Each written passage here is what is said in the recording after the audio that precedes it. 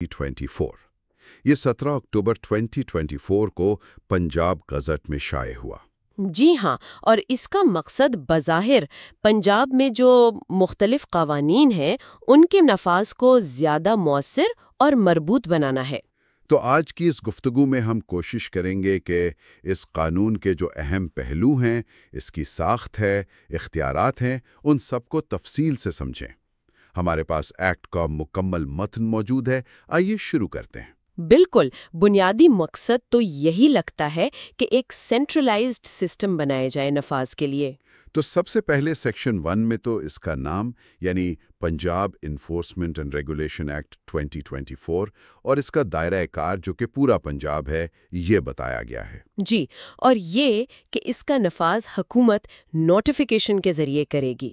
لیکن سیکشن 2 اہم ہے کیونکہ اس میں تعریفیں ہیں، کچھ بنیادی اصطلاحات ہیں جو بار بار آئیں گی۔ کیا آپ ان میں سے کچھ اہم کی وضاحت کر سکتی ہیں؟ یقیناً، سب سے اہم تو ہے اتھارٹی۔ اس سے مراد ہے Punjab enforcement and regulatory authority, یعنی صوبائی سطح کا نیا ادارہ۔ اچھا۔ پھر ہے بورڈ، یہ ضلعی سطح کا ادارہ ہے، district enforcement and regulatory board. ٹھیک۔ انفورسمنٹ آفیسر وہ مجاز افسر ہے جو کارروائی کرے گا۔ ای پی او کا مطلب ہے emergency prohibition order. Emergency prohibition order یعنی کوئی فوری ممانعت کا حکم؟ جی بالکل، کسی نقصان دہ کام کو فوری روکنے کے لیے۔ پھر پبلک نیوسنس ہے، یعنی عوام کے لیے تکلیف دہ کوئی بھی عمل۔ اور شیڈیولڈ لاز وہ قوانین ہیں جن پر یہ ایکٹ لاگو ہوگا، ان کی فہرست آخر میں دی گئی ہے۔ بہت شکریہ، یہ تعریفیں سمجھنا واقعی ضروری تھا۔ اب آتے ہیں باب دوم پر جو اس پوری اسکیم کے مرکز میں ہے، یہ Punjab enforcement and regulatory authority. Section 3 کہتا ہے کہ حکومت اسے قائم کرے گی۔ جی، اور یہ ایک کارپوریٹ باڈی ہوگی، یعنی اس کی اپنی قانونی حیثیت ہوگی۔ یہ مقدمہ کر سکتی ہے اور اس پر مقدمہ ہو سکتا ہے۔ اس کا ہیڈ کوارٹر لاہور میں ہوگا۔ اور اس کی ساخت سیکشن 4 اس بارے میں ہے، کون کون ہوگا اس اتھارٹی میں؟ یہ کافی اہم لگتا ہے۔ بہت اہم ہے۔ اس کی ساخت کافی طاقتور ہے۔ چیئرپرسن خود وزیر اعلیٰ پنجاب ہوں گے۔ وزیر اعلیٰ خود؟ جی ہاں، اور وائس چیئرپرسن چیف سیکرٹری ہوں گے۔ اس کے علاوہ کئی اہم سیکرٹریز ہیں: بورڈ آف ریونیو، داخلہ، خزانہ، services, local government, prosecution, price control. یعنی پوری صوبائی مشینری کے اہم لوگ۔ بالکل، ساتھ میں صوبائی پولیس آفیسر یعنی آئی جی پنجاب، پھر 3 ممبران صوبائی اسمبلی جن میں کم از کم 1 خاتون ہوں گی۔ اچھا، سیاسی نمائندگی بھی ہے؟ جی، اور 4 آزاد ممبران بھی ہوں گے، ان میں بھی کم از کم 1 خاتون۔ اور ڈائریکٹر جنرل جو ہوں گے وہ اس کے ممبر اور سیکرٹری ہوں گے۔ یہ آزاد ممبران کا تصور دلچسپ ہے۔ ان کا انتخاب کیسے ہوگا؟ سیکشن 5 اور 6 شاید اسی بارے میں ہے۔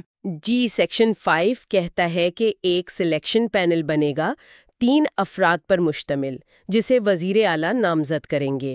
وہ پینل درخواستیں مانگے گا، انٹرویو کرے گا اور پھر نام حکومت کو بھیجے گا۔ اور ان کی اہلیت کیا ہونی چاہیے؟ سیکشن 6 میں کچھ ہوگا؟ ہاں، سیکشن 6 میں معیار ہیں، جیسے اچھی ساکھ ہو، متعلقہ شعبے مثلاً قانون، پبلک ایڈمنسٹریشن، فنانس وغیرہ میں کم از کم 10 سال کا تجربہ ہو، عمر 45 سے 65 سال ہو، اور نااہلی کی شرائط بھی ہیں، جیسے کوئی مفاداتی ٹکراؤ نہ ہو، سرکاری ملازم نہ ہو، مجرمانہ ریکارڈ نہ ہو۔ یعنی کوشش کی گئی ہے کہ کچھ غیر جانبدار ماہرین بھی شامل ہوں۔ جی، مقصد یہی لگتا ہے۔ اب سب سے اہم سوال، اس اتھارٹی کے اختیارات اور کام کیا ہیں؟ سیکشن 10 غالباً؟ جی، سیکشن 10 بہت اہم ہے۔ اتھارٹی بنیادی طور پر اس ایکٹ کے تحت پالیسی اور رہنما اصول بنائے گی اور ان کے نفاذ کی نگرانی کرے گی۔ یعنی پالیسی ساز ادارہ بھی ہے اور نگران بھی۔ بالکل، یہ مجاز افسران جیسے انفورسمنٹ آفیسرز، انویسٹیگیشن آفیسرز وغیرہ ان کی تعیناتی کرے گی، ڈیٹا اکٹھا کرے گی، تجزیہ کرے گی تاکہ فیصلوں میں مدد ملے۔ ڈیٹا پر مبنی فیصلے، یہ تو اچھی بات ہے۔ جی، یہ اپنے ملازمین کے لیے قواعد و ضوابط بنائے گی، انفورسمنٹ اسٹیشنز کے قیام اور ان کے کام کی نگرانی کرے گی، جرمانے عائد کرنے کے طریقہ کار وضع کرے گی۔ اچھا، جرمانے کے حوالے سے بھی اصول یہ بنائے گی؟ ہاں، اور اگر کوئی اچھا کام کرے یا کوئی وسل بلوئر اہم اطلاع دے تو ان کو انعام دینے کی منظوری بھی دے سکتی ہے۔ حکومت کو سفارشات بھی دے گی کہ نظام کو کیسے بہتر کیا جائے۔ یعنی اختیارات کا ایک وسیع دائرہ ہے۔ روزمرہ کے کام کون دیکھے گا؟ اس کے لیے سیکشن 8 کے تحت ایک ڈائریکٹر جنرل ہوگا جو گریڈ 20 یا اس سے اوپر کا افسر ہوگا۔ وہ اتھارٹی کا چیف ایگزیکٹو آفیسر ہوگا اور روزمرہ کے معاملات چلائے گا۔ ٹھیک ہے، اور اتھارٹی اپنی مدد کے لیے کمیٹیاں وغیرہ بھی بنا سکتی ہے؟ سیکشن 9؟ جی، سیکشن 9 کے تحت وہ جتنی ضرورت ہو کمیٹیاں بنا سکتی ہے، اور سیکشن 11 کے تحت اپنا عملہ بھی بھرتی کر سکتی ہے، افسران، ماہرین، مشیر وغیرہ۔ تو یہ تو ہو گیا صوبائی سطح کا سیٹ اپ۔ اب آتے ہیں ضلع کی سطح پر۔ باب سوم district enforcement and regulatory board کے بارے میں ہے، سیکشن 12۔ جی، ہر ضلع میں یہ بورڈ قائم ہوگا۔ اس کا چیئر پرسن ڈپٹی کمشنر یعنی ڈی سی ہوگا۔ ڈی سی سربراہ ہوگا ضلعی بورڈ کا، اور ممبران کون ہوں گے؟ اس میں district police officer, D P O, scheduled قوانین سے متعلقہ جو محکمے ہیں ضلع میں، ان کے سربراہان ہوں گے۔ اچھا، متعلقہ محکموں کے لوگ۔ جی، پھر district public prosecutor, district attorney اور ایڈیشنل ڈپٹی کمشنر جنرل جو ممبر سیکرٹری ہوگا۔ ضرورت پڑنے پر مزید ممبر بھی شامل کیے جا سکتے ہیں۔ یہ بورڈ بھی اپنی کمیٹیاں بنا سکتا ہے سیکشن 13 کے تحت۔ تو ضلعی سطح پر بھی ایک طرح کی کثیر الاداری ٹیم بن گئی۔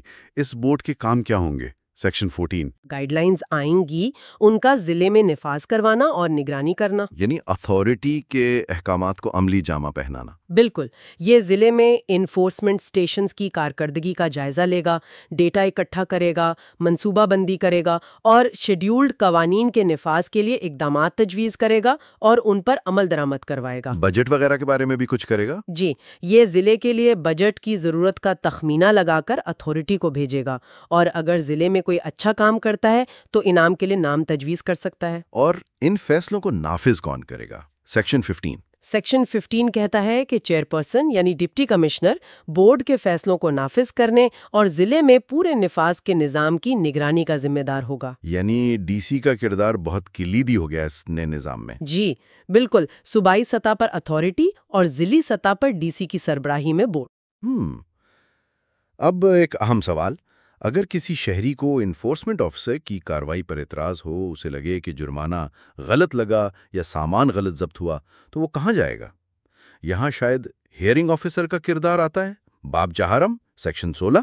جی ہاں، یہ بہت اہم ہے۔ سیکشن 16 کے تحت ہر سب ڈویژن میں حکومت کم از کم گریڈ 17 کا ایک افسر ہیئرنگ آفیسر کے طور پر تعینات کرے گی۔ گریڈ 17 کا افسر؟ تو یہ ایک طرح سے پہلی اپیل سننے والا فورم ہوگا۔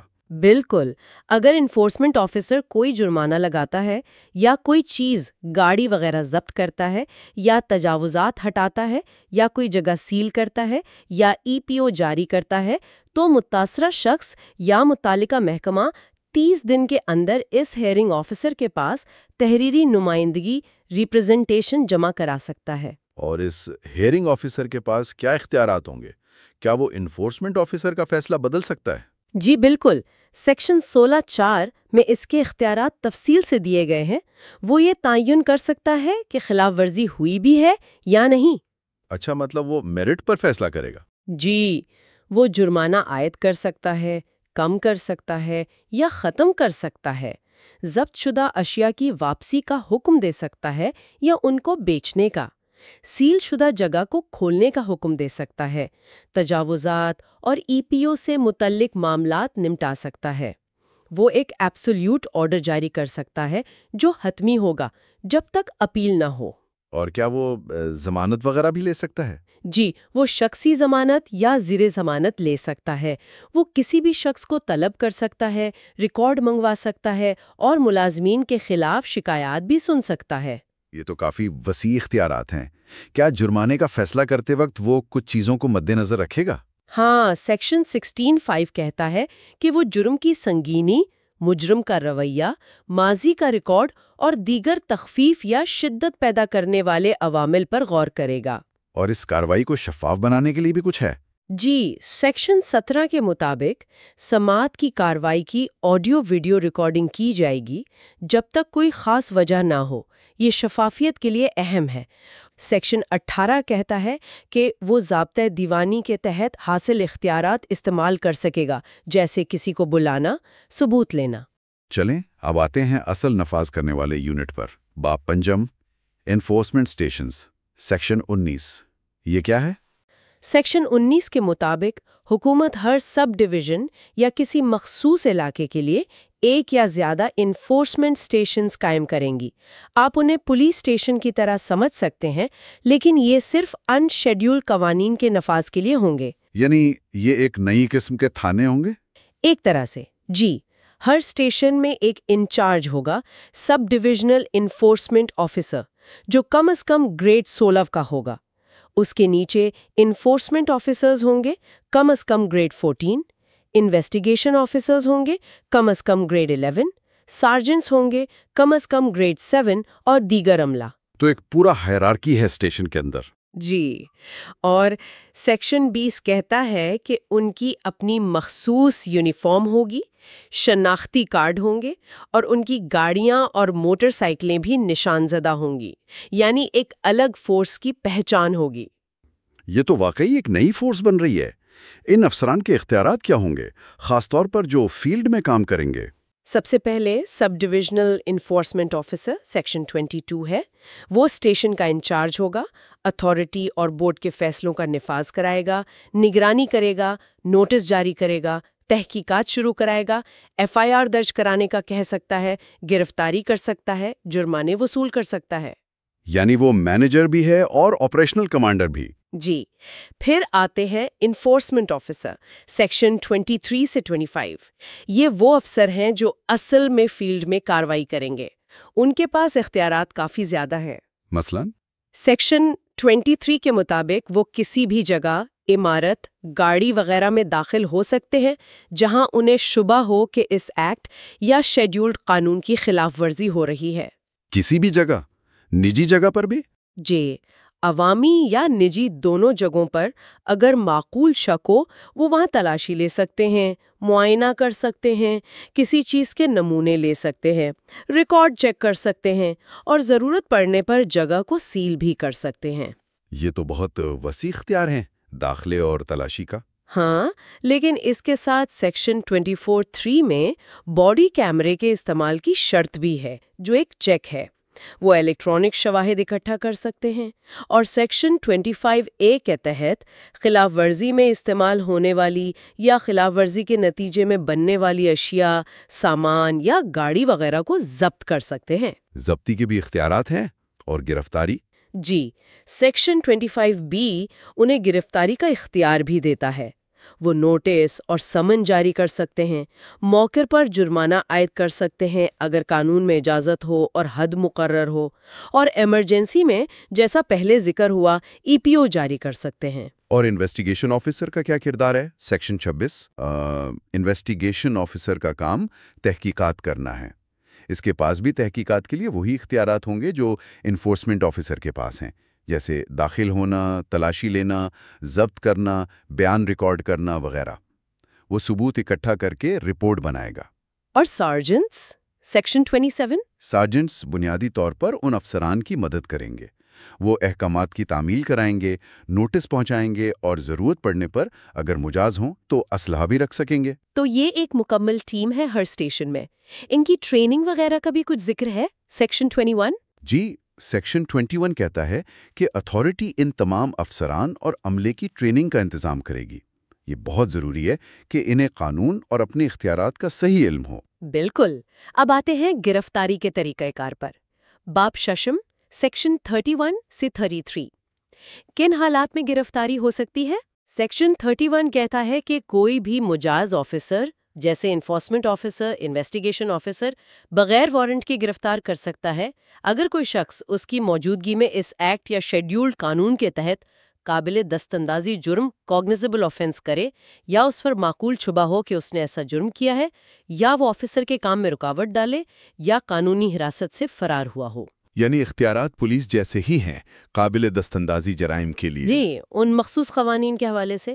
لیکن سیکشن 32 میں یہ پابندی ہے کہ گرفتار شدہ شخص کو بلا ضروری تاخیر اور زیادہ سے زیادہ 24 گھنٹے کے اندر متعلقہ میجسٹریٹ کے سامنے پیش کرنا ہوگا. یہ تو آئینی ضرورت بھی ہے. بالکل. اور سیکشن 33 کہتا ہے کہ گرفتاری، حراست، ضمانت، تلاشی اور دیگر متعلقہ معاملات میں ضابطہ فوجداری CRPC کے قوانین لاگو ہوں گے، سوائے اس کے کہ اگر کوئی بات اس ایکٹ کے خلاف ہو. صحیح. اب ان مسائل کی طرف آتے ہیں جو پنجاب میں بہت عام ہے، پبلک نیوسنس و تجاوزات. باب ہفتم سیکشن 34 سے 40 اسی بارے میں ہے. پبلک نیوسنس سے کیسے نمٹا جائے گا؟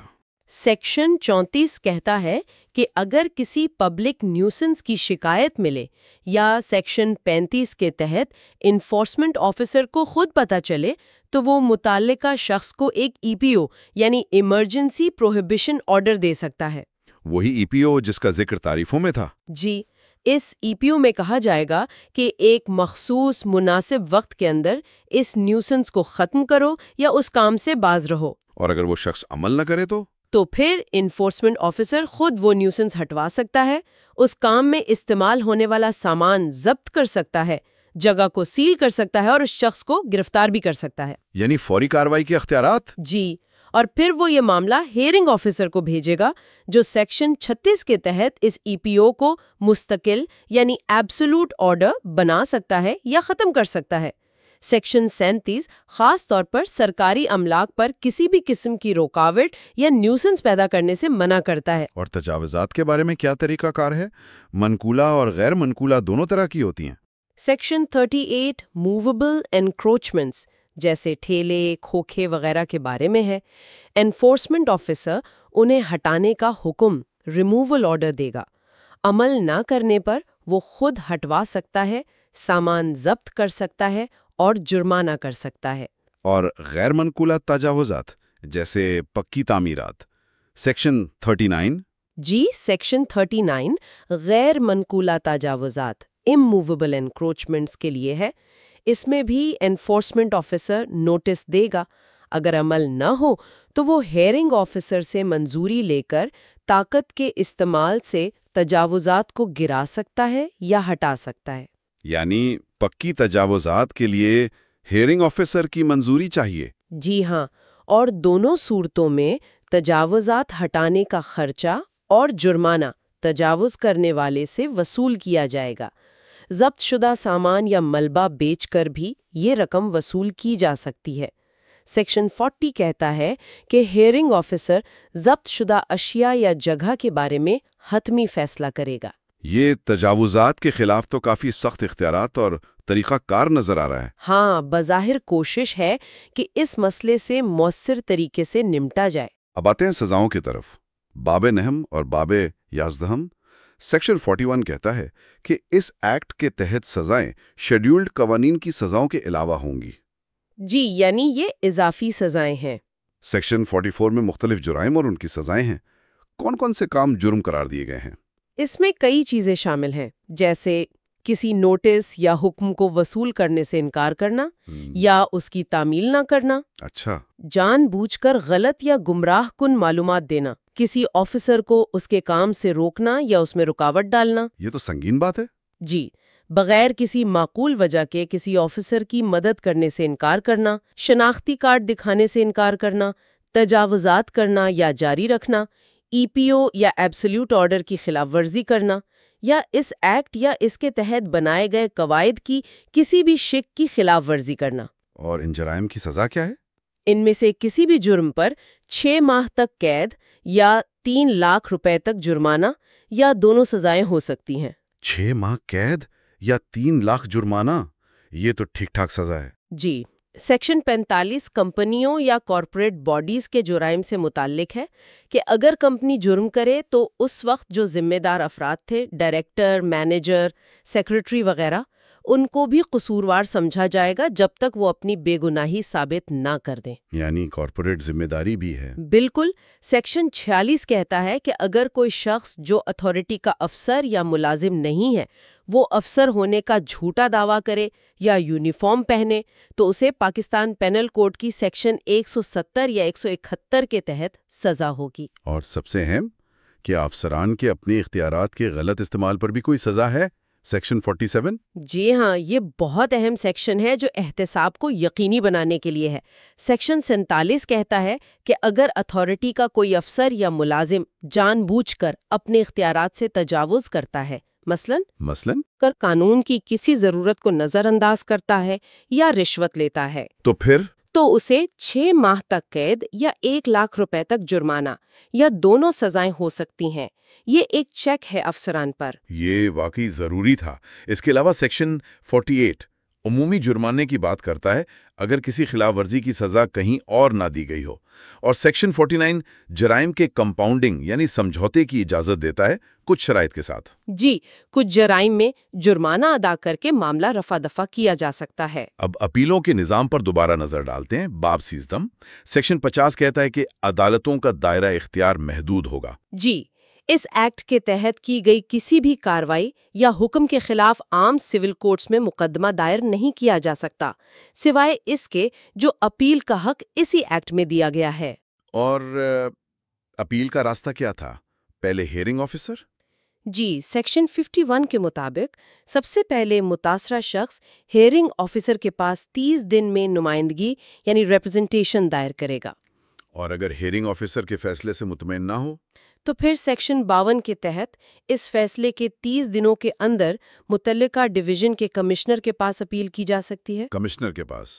اور اگر کمشنر کے فیصلے سے بھی اتفاق نہ ہو تو پھر کمشنر کے فیصلے کے 30 دن کے اندر کورٹ آف سیشن میں اپیل کی جا سکتی ہے۔ کورٹ آف سیشن کا فیصلہ حتمی ہوگا اور کورٹ کو یہ اپیل 90 دن میں نمٹانی ہوگی۔ یعنی اپیل کے 3 درجے ہیں: ہیئرنگ آفیسر، کمشنر اور کورٹ آف سیشن۔ جی، اس کے علاوہ سیکشن 53 ملازمین کی محکمانہ شکایات کے ازالے کا طریقہ کار بتاتا ہے۔ ٹھیک ہے، اب اداروں کے درمیان ہم آہنگی اور وسل بلوئرز کے تحفظ پر بات کرتے ہیں۔ باب 14 اور 15۔ جی، باب 14 یعنی سیکشن 54 سے 56 کوارڈینیشن کے بارے میں ہے۔ سیکشن 54 اتھارٹی کو لیڈ ریگولیٹر قرار دیتا ہے۔ لیڈ ریگولیٹر یعنی شیڈیولڈ قوانین کے نفاذ کے معاملے میں اگر اتھارٹی اور کسی دوسرے محکمے کے درمیان کوئی اختلاف ہو تو اتھارٹی کا فیصلہ مانا جائے گا۔ مقصد یہ ہے کہ کام میں تضاد نہ ہو۔ اچھا۔ سیکشن 55 حکومت کو اختیار دیتا ہے کہ وہ اتھارٹی یا کسی بھی محکمے کو ہدایات جاری کر سکتی ہے، اور سیکشن 56 تمام سرکاری محکموں اور ایجنسیوں پر لازم کرتا ہے کہ وہ اتھارٹی کو معلومات اور مدد فراہم کریں۔ یعنی معلومات کا تبادلہ لازمی ہے۔ جی، اب باب 15 سیکشن 57 سے 60 وسل بلوئر یعنی مخبر کے تحفظ سے متعلق ہے۔ سیکشن 58 کہتا ہے کہ کوئی بھی شخص نیک نیتی سے اتھارٹی کو کسی خلاف ورزی یا ممکنہ خلاف ورزی کی اطلاع دے سکتا ہے۔ اور اس کی حفاظت کیسے ہوگی؟ سیکشن 60 کہتا ہے کہ اتھارٹی اس کی شناخت خفیہ رکھے گی جب تک کہ وہ خود ظاہر نہ کرنا چاہے، اور سیکشن 59 کے تحت اگر اس کی اطلاع درست ثابت ہو اور اس کی وجہ سے کوئی جرمانہ یا فیس وصول ہو تو اتھارٹی اسے انعام بھی دے سکتی ہے۔ یہ تو اچھی ترغیب ہے، لیکن اگر کوئی غلط اطلاع دے؟ تو سیکشن 59(2) کے تحت اگر کوئی جان بوجھ کر غلط یا تنگ کرنے والی اطلاع دیتا ہے تو اسے جرمانہ کیا جا سکتا ہے۔ صحیح۔ اب عوام کی ذمہ داریوں باب 16 اور مالی معاملات باب 17 پر مختصر بات کر لیتے ہیں۔ سیکشن 61 کہتا ہے کہ ہر شخص قانوناً پابند ہے کہ وہ اتھارٹی اور اس کے عملے کی مدد کرے۔ سیکشن 62 کہتا ہے کہ عوام سے توقع کی جاتی ہے کہ وہ جرائم کی اطلاع دیں، اور سیکشن 63 مقامی نمبرداروں اور چوکیداروں کو بھی مدد کا پابند کرتا ہے۔ اور مالی نظام کیسے چلے گا؟ سیکشن 69 فنڈ کے بارے میں ہے۔ جی، ایک Punjab enforcement and regulatory authority fund قائم کیا جائے گا۔ اس میں حکومت سے ملنے والی گرانٹس، قرضے، فیس، جرمانے اور دیگر ذرائع سے حاصل ہونے والی رقم جمع ہوگی۔ سیکشن 70۔ اور اس فنڈ کا استعمال 71 اس کا آڈیٹر جنرل آف پاکستان سے کرایا جائے گا۔ سیکشن 72 اور وہ ہر سال اپنی کارکردگی پر ایک سالانہ رپورٹ حکومت کو پیش کرے گی جو اسمبلی میں بھی رکھی جائے گی۔ سیکشن 73۔ یعنی مالی احتساب کا نظام بھی موجود ہے۔ آخر میں باب 18 میں کچھ متفرق لیکن اہم نکات ہیں، ان پر بھی ایک نظر ڈال لیں۔ جی، اس میں کچھ اہم انتظامی اور قانونی پہلو ہیں۔ سیکشن 74 اختیارات کی تفویض یعنی ڈیلیگیشن کی اجازت دیتا ہے، یعنی اتھارٹی اپنے کچھ اختیارات اپنے افسران کو دے سکتی ہے۔ ٹھیک ہے۔ سیکشن 75 کہتا ہے کہ اتھارٹی کے تمام چیئرپرسن، ممبران، افسران اور ملازمین تعزیرات پاکستان کے تحت پبلک سرونٹ سمجھے جائیں گے۔ یہ ان کے تحفظ اور ذمہ داری دونوں کے لیے اہم ہے۔ بالکل۔ سیکشن 76 انڈیمنٹی یعنی قانونی تحفظ فراہم کرتا ہے۔ اگر حکومت، اتھارٹی یا اس کے کسی ملازم نے نیک نیتی سے اس ایکٹ کے تحت کوئی کام کیا ہے تو اس کے خلاف کوئی قانونی کارروائی نہیں کی جا سکے گی۔ جی، یہ بھی ایک اہم شق ہے۔ اور سیکشن 77 اوور رائڈنگ ایفیکٹ۔ جی، یہ بہت اہم ہے۔ یہ کہتا ہے کہ اگر اس ایکٹ کی کوئی بات کسی دوسرے قانون بشمول شیڈیولڈ قوانین کی کسی بات سے متصادم ہو تو اس ایکٹ کی بات کو فوقیت حاصل ہوگی۔ یعنی یہ ایکٹ باقی متعلقہ قوانین پر غالب آئے گا۔ جی ہاں۔ اس کے بعد سیکشن 78 حکومت کو قواعد رولز بنانے کا اختیار دیتا ہے اور سیکشن 79 اتھارٹی کو ضوابط ریگولیشنز بنانے کا اختیار دیتا ہے تاکہ ایکٹ کے مقاصد کو پورا کیا جا سکے۔ اور کیا شیڈیول میں تبدیلی ہو سکتی ہے؟ سیکشن 80؟ جی، حکومت نوٹیفیکیشن کے ذریعے شیڈیول میں ترمیم کر سکتی ہے، یعنی اس میں شامل قوانین کی فہرست کو بدل سکتی ہے۔ سیکشن 81 ضابطۂ اخلاق بنانے کی بات کرتا ہے اور سیکشن 82 حکومت کو اختیار دیتا ہے کہ اگر ایکٹ کے نفاذ میں کوئی مشکل پیش آئے تو اسے دور کرنے کے لیے حکم جاری کر سکتی ہے۔ اور آخر میں شیڈیول ہے جس میں وہ قوانین درج ہیں جن پر یہ ایکٹ لاگو ہوگا، جیسے آپ نے شروع میں بتایا تھا۔ جی، اس میں colonisation of government lands act 1912، Punjab prevention of hoarding act 2020، Punjab price control of essential commodities act 2024، Punjab tenancy act 1887 اور پنجاب لینڈ ریونیو ایکٹ 1967 جیسے قوانین شامل ہیں۔ بہت تفصیلی جائزہ رہا۔ تو اگر ہم خلاصہ کریں تو یہ ایکٹ بنیادی طور پر پنجاب میں کچھ مخصوص قوانین کے نفاذ کے لیے ایک نیا، مرکزی اور بظاہر طاقتور نظام بنا رہا ہے۔ جی بالکل، ایک نئی اتھارٹی، ضلعی بورڈز، نئے انفورسمنٹ اسٹیشنز، نئے افسران، ان کے وسیع اختیارات، خاص طور پر پبلک نیوسنس اور تجاوزات کے خلاف، پھر اپیل کا ایک نیا نظام اور اداروں میں کوآرڈینیشن پر زور، یہ سب اس کی اہم خصوصیات ہیں۔ مقصد یہی لگتا ہے کہ نفاذ کے عمل کو زیادہ مؤثر، تیز اور شاید زیادہ جواب دہ بنایا جائے۔ ہاں، کوشش تو یہی نظر آتی ہے، خاص طور پر باڈی کیمروں کا استعمال، ہیئرنگ آفیسر کا ادارہ اور افسران کے احتساب کی شکیں، یہ سب مثبت پیش رفت لگتی ہیں، لیکن اصل بات تو عمل درآمد کی ہے۔ بالکل۔ تو سننے والوں کے لیے ایک آخری سوچ۔ یہ قانون نفاذ کو مرکزی بنانے اور ممکنہ طور پر بہتر کرنے کی ایک بڑی کوشش ہے، لیکن اختیارات کا اتنا زیادہ ارتکاز، ایک نئی فورس کا قیام اور اوور رائڈنگ ایفیکٹ جیسی شقیں، عملی طور پر ان کے کیا اثرات ہوں گے؟ کیا یہ واقعی گورننس کو بہتر بنائے گا یا اس سے اختیارات کا ناجائز استعمال اور بیوروکریسی کے مزید پھیلنے کا خدشہ ہے؟ عام شہری اور چھوٹے کاروباری طبقے پر اس کے کیا اثرات مرتب ہو سکتے ہیں؟ یہ وہ سوالات ہیں جن پر آنے والے وقت میں غور کرنا ہوگا۔